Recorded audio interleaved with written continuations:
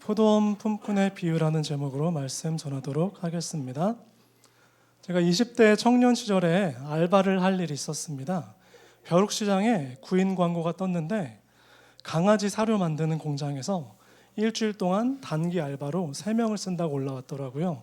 그래서 친구 2명과 저까지 3명 해서 아침 일찍 그 공장에 찾아갔습니다. 대충 둘러보니까 꽤 힘든 일이겠더라고요. 강아지 사료 한 포대를 기계가 담아 놓으면 그 포대를 사람이 직접 들고 창고까지 날라다가 쌓아놓는 건데 보니까 사료 한 포대가 20kg씩 하는 겁니다. 쌀 한 포대랑 같은 무게예요. 힘 꽤나 쓰지 않으면 아무나 못하는 일이겠더라고요. 처음 공고는 3명을 뽑는다 해서 갔는데 당일날 아침에 공장에 가보니까 상황이 좀 바뀌어 있었더라고요. 사장님이 우리 3명을 보더니 난처한 표정으로 이렇게 얘기를 하는 겁니다.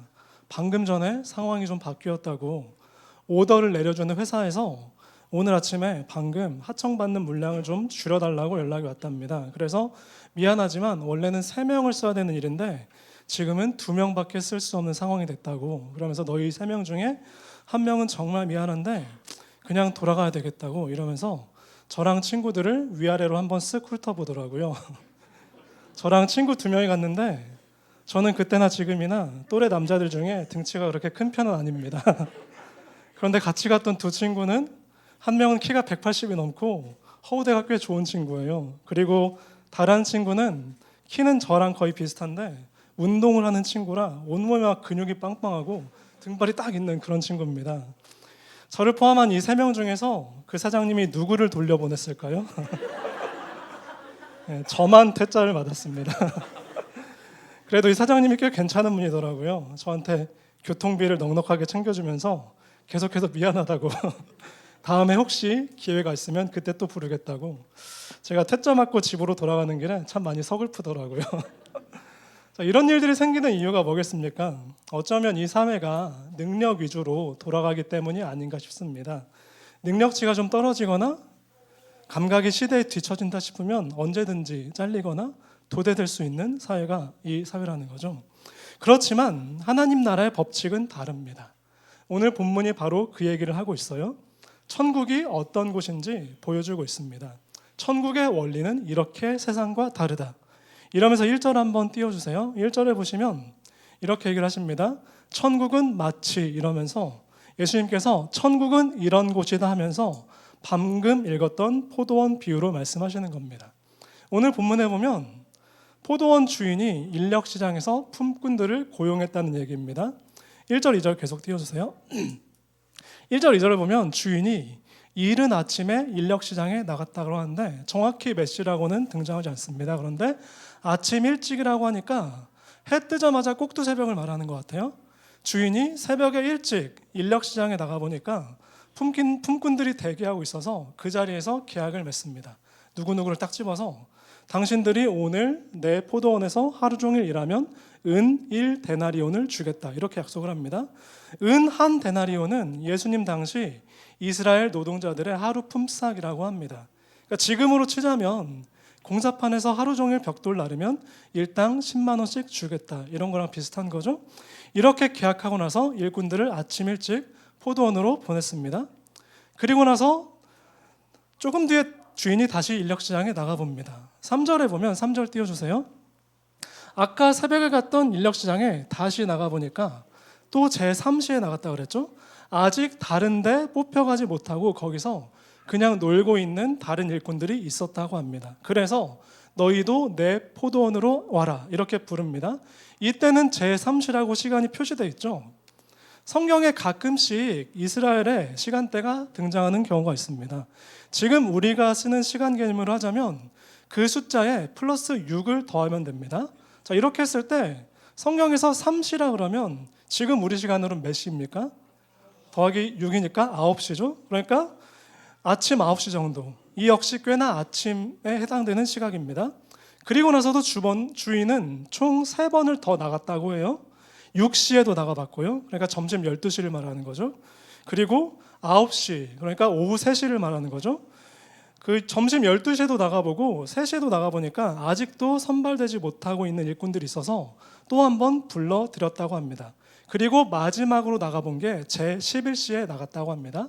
제11시면 오후 17시, 그러니까 한국 시간으로 저녁 5시에 해당이 되는 거죠. 그러니까 해지기 직전이었다는 얘기입니다. 퇴근 시간 직전에 포도원 주인이 인력시장에 나가보니까 아직까지도 그 어디에서도 자기들을 써주는 고용주가 없어서 마냥 놀고만 있는 불쌍한 일꾼들이 안쓰럽게 남아있는 겁니다. 그래서 주인이 최종적으로 이 사람들까지 해서 고용을 마무리합니다. 이렇게 여러 차례에 걸쳐서 포도원의 일을 시킨 다음에 그리고 해 떨어지고 나서 한 사람 한 사람씩 불러서 일당을 계산해 준다는 이야기, 바로 이게 오늘 본문의 이야기입니다. 아마 어릴 때부터 교회 다니신 분들이라면 한 번쯤은 들어봤을 얘기일 겁니다. 자, 여기서 생각해야 될 게 뭐냐면요, 여러분이 만약에 포도원 주인이라고 하면 인력시장에 나갔을 때 어떤 일꾼들을 선택하시겠습니까? 여러분들이 만약에 사장님이다, 그러면 제일 먼저 어떤 일꾼들부터 부르겠습니까? 처음에 제 얘기를 했었죠. 강아지 사료 담는 공장에 알바를 지원 갔을 때 저보다 훨씬 등치 좋은 친구들에게 밀려서 퇴짜 맞았다고. 아마 일반적인 포도원 주인이라면 당연히 그렇게 했을 겁니다. 제일 등치 크고 그리고 힘께나 쓰게 생긴 건장한 일꾼부터 고르게 된다는 거죠. 다른 말로 하면 능력 있는 사람들부터 뽑혀가게 된다는 겁니다. 성도 여러분, 여기서 기억해야 될 게 있습니다. 이거는 세상의 원리라는 거죠. 이왕에 사람을 쓸 거면 같은 시간에 최대한 더 건강하고 능력 있는 사람을 값싸게 사서 더 많은 일을 시켜서 최대한 많은 수익을 남겨서 취하겠다. 이거는 철저히 세상적인 경영 원리입니다. 그러나 우리 자비로우신 하나님은 그렇지 않다라는 겁니다. 이것을 기억하고 오늘 본문을 보시길 바랍니다. 오늘 본문에서 포도원 주인은 누구를 상징합니까? 바로 우리 주인 되신 하나님을 상징합니다. 우리 하나님의 관점은 세상의 경영 원리와 너무나도 다르다라는 겁니다. 우리 하나님의 눈길은 철저히 소외되고 약한 자들에게 머물러 있다라는 얘기입니다. 여러분들이 오늘 본문을 보면서 뽑히지 못하고 있는 자들의 마음을 한번 생각해 보시길 바랍니다. 뽑히질 못해서 놀고 있는 사람들, 얼마나 애가 타겠습니까? 일하기 싫어서 놀고 있는 게 아니라 단지 능력이 딸려 보여서 본인 의지와 상관없이 실업 상태에 있는 불쌍한 자들에게 우리 주님의 눈길이 꽂히고 있는 것입니다. 아이고, 안타깝다. 저들도 가정이 있고 먹여 살려야 될 처자식이 있는데, 그런데 등치 작고 일 못하게 생각하는 것 때문에 아무도 저들을 귀하게 대접해 주지 않는구나. 포도원 주인 되신 하나님이 바로 이런 자들을 선택해서 일을 맡겨 주신다라는 겁니다. 이거를 우리는 은혜라고 부르는 거예요. 성도 여러분, 우리는 어떤 자들입니까? 우리는 주님의 일을 한다고 하지만 사실 주님의 일에 크게 보탬이 되지 못하는 자들은 아닙니까? 하나님 보시기에 우리는 연약하고 어리석은 죄인들일 뿐입니다. 가끔씩 초등학교 운동회 때 보면 2인 삼각이라는 종목이 있습니다. 2인 삼각, 무슨 말이죠? 사람은 둘인데 다리는 세 개라는 거죠. 아이랑 어른이랑 같이 뛰는데 아빠랑 아이 다리를 묶어서 그래서 다리가 세 개라는 겁니다. 자, 아이랑 어른이랑 다리를 묶고 같이 뛰면 누가 더 힘들까요? 아이가 힘들까요? 아빠가 더 힘들까요?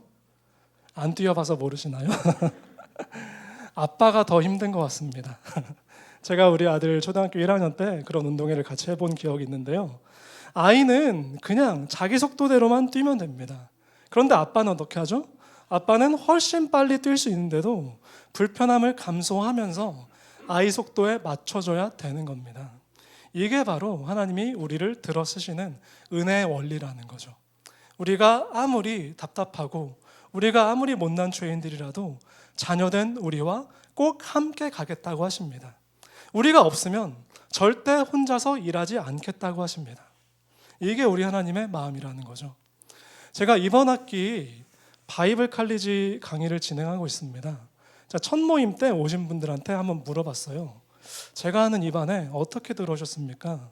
왜 여기 들어오게 되셨어요? 물어보니까 크게 두 가지로 대답을 하시더라고요. 어떤 분들은 바이블 칼리지라는 이름이 뭔가 있어 보여서 되게 좀 멋있어 보여서 그렇게 들어왔다 그러시고요. 다른 분들은 또 이렇게 대답을 하시더라고요. 제자훈련반이나 다른 강의들보다는 숙제 부담이 훨씬 적어 보여서 아무튼 제가 출애굽기를 가지고 지금 열 몇 분의 성도님들과 함께 모여서 재밌게 성경 공부를 하고 있는데, 지금 우리가 한참 모세에 대해서 배우고 있습니다. 제가 성경에서 모세를 보면 얼마나 고집이 세고 얼마나 말을 안 듣는지 모릅니다. 하나님께서 광야에서 모세에게 처음 소명을 주시는 장면이 있죠. 떨기나무에 꺼지지 않는 불꽃으로 나타나셔서 모세야, 내 백성을 출애굽시켜라. 그래서 이 백성들을 약속의 땅으로 인도해라. 이렇게 귀한 사명을 주시는 장면이 있습니다. 그런데 이 귀한 장면에서 모세가 얼마나 고집이 센지 하나님께서 그토록 친절하게 몇 번을 설득하시는데도 계속 거절을 하는 거죠. 하나님, 저는 입이 뻣뻣하고 둔한 자니까 다른 사람을 보내셔서 저는 절대 못 갑니다. 이러면서 몇 번씩이나 하나님과 밀당을 합니다. 얼마나 까칠합니까? 그런데 이 상황에서 저는 이 본문을 보면서 제가 하나님이라면, 제 성질 같았으면 야, 하지 마. 나 혼자 할 거야. 이랬을 것 같습니다. 우리 하나님 그 정도 능력이 얼마든지 있는 분 아닙니까? 10가지 재앙으로 애굽을 무너뜨리시고요, 홍해를 쫙 갈라서 수많은 백성들을 탈출시키신 능력의 하나님 아닙니까? 이 모든 기적들 가운데 하나님께서 모세와 백성들에게 유일하게 시키시는 한 가지가 있었습니다. 뭐였죠? 너희는 가만히 서서 보기만 해라. 너희는 가만히 있어서 내가 하나님 됨을 알지어다. 그러니까 사실 모세랑 백성들은 출애굽 과정에서 별로 한 게 없습니다. 하나님 혼자서도 얼마든지 다 하실 수 있는 일들인데도 굳이 모세를 불러서 그 귀한 역사에 참여하게 해주십니다. 모세가 부족한 거 아니까 하나님께서 걸음을 늦춰주시고요, 그리고 모세가 따라올 수 있도록 얼마든지 기다려주십니다. 무슨 뜻이에요? 모세야, 나는 이 모든 일들을 너 없이 하진 않겠다. 우리 하나님이 그만큼 우리를 사랑해서 대접해 주시는 분이라는 겁니다. 그리고 우리가 한 것 이상으로 우리에게 후하게 상 주시는 분이라는 겁니다. 이거를 오늘 본문에서 확인해 볼 수가 있습니다. 다시 본문으로 돌아와서 이제 포도원에서 한참 일하다가 드디어 퇴근 시간을 알리는 종이 땡 하고 쳤죠. 해가 저물었다고 했으니까 대략 한 저녁 6시 정도 된 것 같습니다. 일당 받을 시간이 되었어요. 여기서 집중해서 볼 게 하나가 있습니다. 자, 일찍 온 사람들과 늦게 온 사람들 중에서 누가 먼저 임금을 받았습니까? 먼저 온 사람들이 먼저 일당을 받았어요? 아니면 나중에 막차로 들어온 사람들이 먼저 일당을 받았습니까? 가장 나중에 온 사람들이 일당은 제일 먼저 받았다고 합니다. 우리 주님께서 의도적으로 이 사람들에게 제일 먼저 그 삭스를 주신 겁니다. 이 비유를 통해서 우리에게 가르쳐주고 싶은 교훈이 있었기 때문에 그렇게 먼저 주신 거예요. 여기서 또 하나 주목해 봐야 될 게 있습니다. 집 주인이 이들에게 지급한, 그 포도원 주인이 이들에게 지급한 액수를 한번 보시기 바랍니다. 얼마를 줬다고 그랬죠? 한 데나리온을 똑같이 줬다고 그랬습니다. 나중 온 사람들은 주인이 얼마 준다고 해서 들어왔어요? 성경 자세히 보시면 사실 나중에 온 자들은 특별한 임금 협상을 거치지 않고 들어온 자들입니다. 포도원 주인이 4절 한번 띄워주세요. 포도원 주인이 그들을 고용할 때 명확하게 너희들에게 얼마 주리라 따로 말한 적 없습니다. 4절 제가 읽을게요. 그들에게 이르되 너희도 포도원에 들어가라.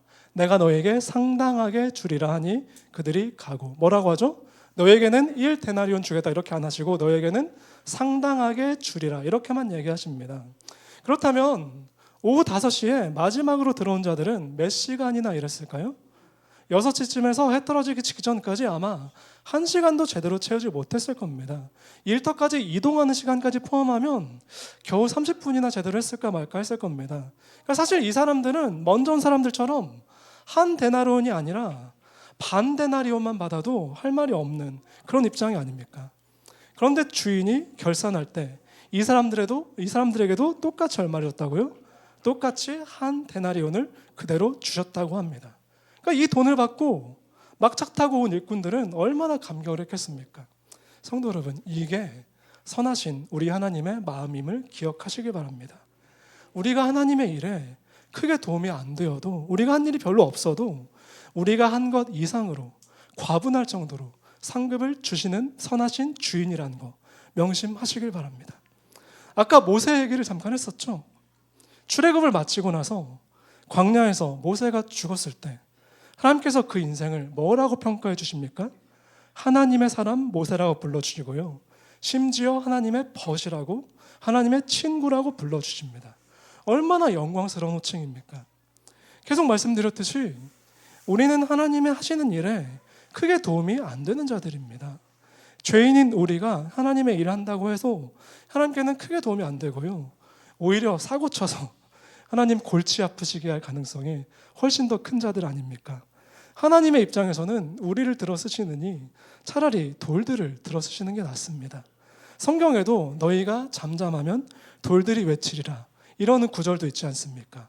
별로 도움이 안 되지만 그럼에도 불구하고 천하보다 귀한 영혼을 구원하시는 그 하나님의 귀한 사역에 동참시켜 주시고 천국에 상급 받을 기회를 주시겠다라는 겁니다. 그리고 우리가 한 일 이상으로 우리를 칭찬해 주시고 우리를 상 주시는 분임을 믿으시길 바랍니다. 이 은혜에 감사하며 살아가시는 저와 여러분들 되시기를 바랍니다. 말씀 마무리할게요. 이제 11월이 되었습니다. 연말로 접어들고 있죠. 교회에서 여러 봉사자들 임명을 해야 될 때입니다. 아마 조만간 이곳저곳에서 연락을 받을 일이 있을 겁니다. 누구누구 성도님, 내년에 주일학교 교사 맡아주십시오.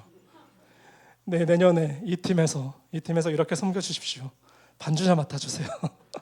이런저런 사역의 자리로 저희가 들어오신 분들이 분명히 이 자리에 계실 겁니다. 제가 우리 함꿈 성도님들을 볼 때마다 놀라는 것이 한 가지 있어요. 뭐를 부탁드리면 말로는 못한다 하시는데 그런데 숨어있는 인재들이 어쩜 이렇게 많은지 모르겠습니다. 반주자만 해도 그래요. 여러 부서들에서 반주자 구하기 어렵다고 되게 막 힘들어 하시는데 그런데 제가 잘 보면 숨어 계신 고수들이 너무나도 많습니다. 제가 예전에 있던 교회들에서 연말에 전화로 사역을 부탁드릴 때가 있었습니다. 집사님 해주십시오. 이런 사역 해주십시오. 이렇게 제가 부탁을 드렸을 때 한 번에 오케이 하신 경우를 거의 보지 못했어요. 제가 어떤 젊은 분한테 내년에 집사님 맡아주십시오 이러니까 이분이 내가 집사가 되어야 되는 이유를 3가지를 들어봐라. 나를 설득할 수 있는 이유를 3가지를 제시하지 않으면 나는 집사 못한다. 이렇게 얘기를 하시더라고요. 자, 우리 한국교회를 볼 때 너무나도 감사하게 우리 교회에 젊은 부부들이 많이 오시면서 주일학교 아이들도 정말 많이 늘었고요. 교사 선생님들도 정말 너무나 필요한 상황입니다. 만약에 여러분에게 내년에 우리 교회에서 주일학교 맡아주십시오. 어떤 봉사의 자리에서 섬겨주십시오. 이렇게 부탁이 들어오면 즉시 순종하시는 귀한 성도님들 되시길 바랍니다. 어떻게 주일학교 부장님들만 아멘 하시는 것 같아요. 성도 여러분, 우리 중에 그 누구도 자격이 있어서 할 만해서 사역을 맡은 사람은 아무도 없습니다. 우리가 어떤 마음으로 하는 겁니까? 나 같은 사람도 불러주셔서 영혼을 구원하는 하나님의 그 귀한 역사에 동참시켜 주시는 거, 이거에 감사하는 마음으로 그 자리를 감당하는 거 아닙니까?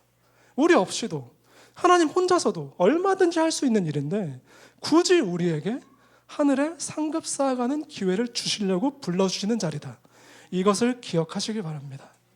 어떤 분들은 목사님 기도해 보겠습니다 하고는 평생 진짜 기도만 하시는 분들도 있어요. 목사님 애들 좀 크고 나면 할게요. 도대체 언제가 되어서야 아이들은 다 크는 걸까요? 이것저것 너무 깊이 고민하지 마시고 전화하고 밥 사주는 사람들 더 이상 힘들게 하지 마시고 나 같은 사람도 들어쓰시는 주님의 은혜를 기억하면서 귀한 섬김의 자리에서 하늘의 상급 쌓아가시는 귀한 복된 인생들 되시기를 바랍니다. 찬양팀 나와주시고요. 우리 함께 찬양하겠습니다.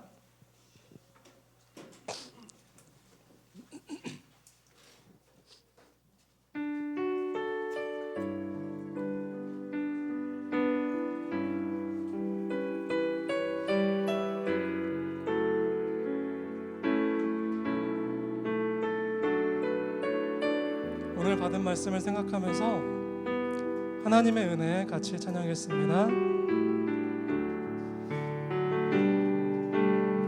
나를 지으신 이가 하나님, 나를 나를 지으신 이가 하나님, 나를 부르신 이가 하나님,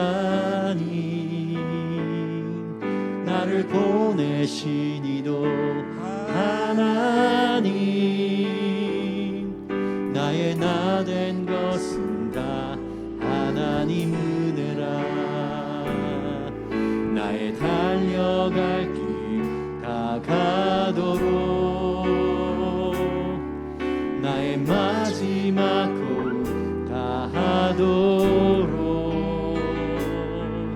나로 그 십자가 품게 하시니, 나의 나 된 것은 다 하나님 은혜라. 한량없는 은혜, 한량없는 은혜, 갚을 길 없는 은혜, 내 삶을 애워싸는 하나님의 은혜. 나 주저함 없이 그 땅을 밟음도, 나를 붙드시니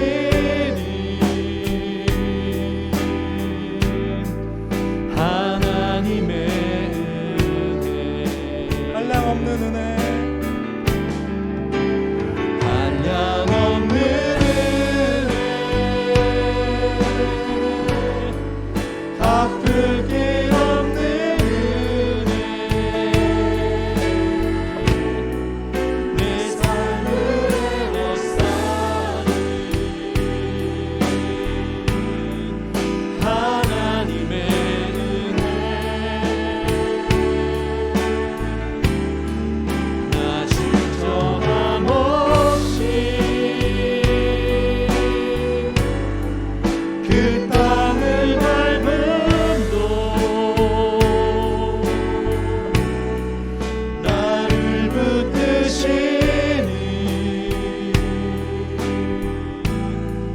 하나님의 은혜. 우리 시간 함께 기도하겠습니다. 오늘 들은 말씀을 생각하면서 함께 기도했으면 좋겠습니다. 우리 같이 하나님의 일에 크게 도움되지 못하는 우리 같은 죄인들을 불러서 우리를 자녀 삼아주시고 친구 삼아주시고 그리고 영혼을 구원하는 그 귀한 일을 맡겨주셨습니다. 우리가 이 일에 대한 감격이 있습니까? 우리가 이 일에 대한 감사와 찬양이 있습니까? 지금 봉사로 섬기시고 있는 분들은 나에게 맡겨진 자리가 얼마나 귀한 자리임을 다시 한번 기억하면서 주님, 저에게 이런 귀한 자리를 주셔서 감사하다고 주님의 은혜를 찬양하고요. 그리고 내년도에 여러 가지 사역을 놓고 고민하고 계신 분들은 오늘 말씀을 생각하면서 나 같은 자들을 불러주신 하나님의 은혜를 기억하면서 내가 이 자리에서 귀하게 섬길 수 있는 그런 자가 될 수 있게 해달라고 다 같이 하나님의 은혜를 기억하면서 감사하는 기도를 드렸으면 좋겠습니다. 기도하겠습니다. 사랑과 은혜가 풍성하신 하나님 아버지, 우리같이 못나고 연약하고 어리석은 자들을, 우리 같은 죄인들을 불러주시고 하나님의 일에 동참케 하신 주님의 은혜에 감사하고 주님의 은혜를 기억하면서 찬양하고 감격하게 원하는 이 예배 시간이 되었으면 좋겠습니다. 우리같이 어리석고 하나님의 일에 별로 도움이 되지 않은 우리 같은 자들을 불러서 하나님의 일을 맡겨주시고 영혼을 구원하는 그 일에 우리를 불러주셨습니다. 하나님의 일에 크게 도움이 되지 않지만 내가 너 없이는 혼자 일하지 않겠다고, 내가 너 없이는 내가 너와 함께 일하지 않고는 이 모든 일들을 하지 않겠다고 선언하시는 그 하나님의 사랑을 보면서 우리 하나님께서 얼마나 귀하고 얼마나 따뜻하며 얼마나 크신 사랑이 넘치는 분인가를 우리가 기도하면서 그 사역의 자리에, 봉사의 자리에, 섬김의 자리에 나갈 수 있는 우리 귀한 성도들이 될 수 있기를 원합니다. 예수님께서 십자가의 보혈로 우리 죄를 깨끗하게 씻어주시고 우리같이 어리석은 자들을 죄 없다 하시고 우리를 주님의 보혈로 깨끗하게 해주시고 우리 죄악을 정케 해주시고 우리를 주님의 일로 불러주신 그 하나님의 은혜를 기억하면서 우리가 맡겨진 자리를 늘 감사함으로 감격함으로 우리에게 주어진 영혼들 한 사람 한 사람을 위해서 날마다 십자가를 지며 날마다 그 영혼들을 위해서 중보하며 기도하며 섬기는 자리로 나아갈 수 있도록 주님 우리 한 사람 한 사람을 깨우쳐 주시고 주님의 은혜로 날마다 세워 주시옵소서. 우리가 이 하나님의 일을 감당하는 교회로 불림을 받았다라는 것, 에클레시아 세상에 소그림받은 공동체로 우리가 세워졌다라는 것이 얼마나 귀하고 막중한 자림을 우리가 기억하면서 늘 하나님의 은혜를 생각하면서 주님의 사랑에 감사하면서 감격함으로 나갈 수 있는 귀한 자들 될 수 있도록 주님 우리를 붙들어 주시옵소서. 오늘 수요 찬양 예배에 나온 모든 성도님들을 주님께서 기억하여 주시옵시고 사역의 자리에 있는 분들은 더욱더 주님의 은혜에 감사하면서 우리에게 맡겨주신 이 귀한 사역의 자들을 믿음으로 감사함으로 찬양으로 감당할 수 있도록 주님 도와주시고 그리고 아직 사역을 고민하고 있는 분들은 이 말씀을 통해서 큰 힘과 도전과 위로를 받으면서 주님께서 우리를 불러주시는 그 은혜 자리에 깊이 나아갈 수 있는 모든 귀한 성도들이 될 수 있도록 주님 함께 하시고 날마다 우리를 말씀으로 성령으로 채워주시옵소서.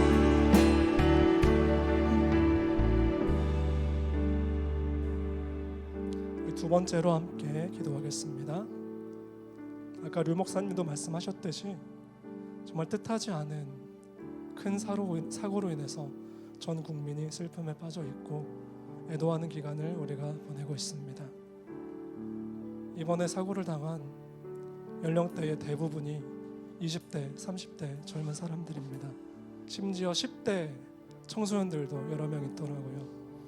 우리가 이런 모든 일들을 보면서 우리 크리스찬들이 이 시대의 아픔에 깊이 공감하고 우는 자들과 함께 울고 웃는 자들과 함께 웃을 수 있는 그런 교회가 될 수 있도록 하나님께서 이 슬픈 자들의 마음을 위로해 주십시고 우리 함께 꿈꾸는 교회가 그 아픔을 함께하면서 그 슬픔에 동참할 수 있는 그런 교회가 될 수 있도록 그리고 온전히 우리가 말씀에 순종하고 결단하며 따르는 교회가 될 수 있도록 이것을 위해서 함께 기도하시겠습니다. 사랑과 은혜가 풍성하신 하나님, 지난 할로윈 축제 때 있었던 이태원에서 있었던 참사로 인해서 우리 마음이 너무나도 아프고 우리 마음이 너무나도 슬픕니다. 우리의 젊은 세대들이 20대, 30대 그리고 10대 젊은이들이 너무나도 안타까운 일들을 겪게 되었습니다. 주님, 슬픔에 빠진 유가족들을 위로하여 주시옵소서. 어린 자녀들을 잃은 사랑하는 아들, 딸들을 잃은 그 부모님들의 마음이 얼마나 참담하고 슬프겠습니까? 주님께서 위로하여 주시옵시고 세상이 줄 수 없는 평안과 위로와 축복으로 가족들에게 함께하여 주시옵소서. 전 국민이 함께 슬퍼하며 애도하는 기간을 거치고 있습니다. 주님, 그 마음을 위로하여 주시옵시고 특별히 우리 교회들이 우리 함께 꿈꾸는 교회가 그 아픔에 함께 동참하며 그 슬픔에 깊이 들어가서 그 마음을 어루만지며 우리 예수님이 그러셨듯이 하늘 보좌 높은 자리를 버리고 이 땅에 성육신하여 오셔서 우리의 마음을 어루만지시고 우리 가장 낮은 자들과 아파하는 자들과 친구가 되어주셨던 것처럼 우리가 그들에게 가까이 다가가며 함부로 정죄하고 비판하지 않으며 우리의 마음을 우리의 시간과 우리의 물질을 아낌없이 내어주며 슬퍼하는 자들과 함께 울며 그 슬픔을 나눌 수 있는 귀한 우리 교회가 될 수 있도록 주님 붙들어 주시옵소서. 이 아픈 사건으로 인해서 전 국가가 모든 국민들이 애도하고 슬퍼하는 가운데 있습니다. 주님, 위로하여 주시옵시고 우리 크리스찬들이 더욱더 밝은 문화를 만들어갈 수 있도록 주님 붙들어 주시오며 하나님이 슬퍼하는 자들에게 우리가 예수의 사랑을 우리 하나님의 사랑을 온전히 전파할 수 있는 그런 귀한 자들 될 수 있도록 주님 붙들어 주시고 함께하여 주시옵소서. 하나님, 우리의 마음도 이렇게 슬픈데 슬픈 일들을 당한 이 가족들의 마음은 또 얼마나 슬프겠습니까? 주님, 함께하여 주시옵시고 세상이 줄 수 없는 평안과 축복으로 함께하여 주시며 위로하여 주시며 그 마음을 만져주시고 하나님, 더하여 주시옵소서. 시간 드린 예배를 주님께서 받아주시고 응답하여 줄 줄로 믿습니다. 주님과 함께하는 이 귀한 시간, 주님과 함께하는 이 고요한 시간, 주님의 보좌 앞에 내 마음을 쏟네. 모든 것 아시는 주님께 감출 것 없네. 내 맘과 정성 다해 주 바라나이다. 나 염려하잖아도, 나 염려하잖아도 내 쓸 것 아시니.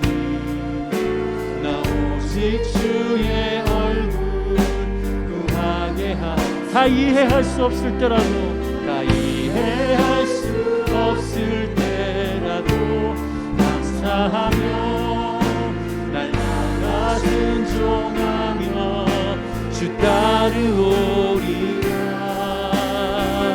온 마음 다해 사랑합니다. 온 마음 다해 주 알기 원하네. 내 모든 삶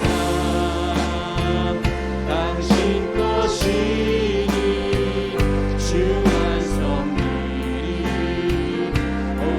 온 마음 다해, 온 마음 다해 사랑합니다.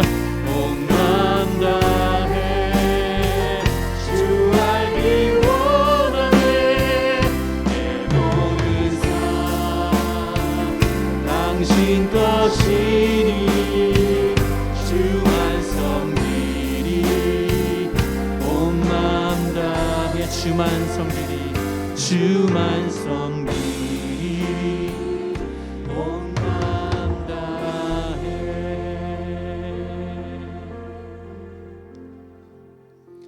사랑과 은혜가 풍성하신 하나님 아버지, 오늘 이렇게 맑고 푸른 가을날에 우리 함께 꿈꾸는 교회 수요 찬양 예배를, 그리고 내 평생의 찬양을 허락하여 주심을 감사를 드립니다.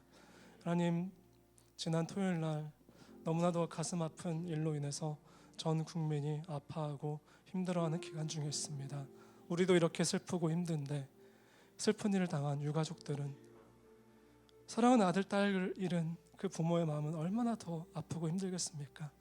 주님, 위로하여 주시옵시고 세상이 줄 수 없는 평안과 위로로 그 가족들의 마음을 만져주시옵소서. 우리 크리스찬들이 누구보다 먼저 가서 그들에게 사랑의 손길을 내어 밀며 예수님의 사랑을 따뜻하게 전달할 수 있는 자들이 될 수 있도록 주님 우리를 도와주시옵소서. 오늘 드리는 모든 찬양과 기도와 예배를 주님께서 아름답게 받아주실 줄 믿습니다. 이 모든 것을 감사드리며 이 모든 말씀 사랑 많으신 예수님 이름으로 기도드립니다. 아멘.